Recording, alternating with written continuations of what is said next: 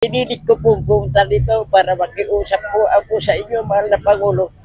Nabigyan na po ninyo ng clemency ang aking anak. Hirap na po kami talaga. Kaya nagmamakaawa po kami sa inyo.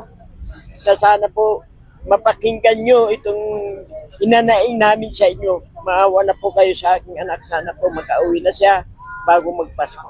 Ano po ba yung pakiramdam? Kasi dati nasa Indonesia, ang layo-layo, pero ngayon nandito lang din sa Pilipinas, pero hindi nyo makasama. Ano po yung pakiramdam mo? Ang pakiramdam po namin na pamilya talaga pong bakit ganun?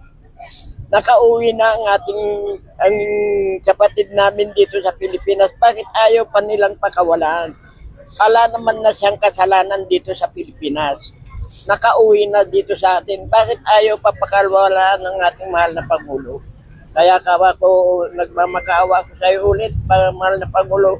Bigyan mo na ng clemency aking anak para makapiling na namin bago magpasko.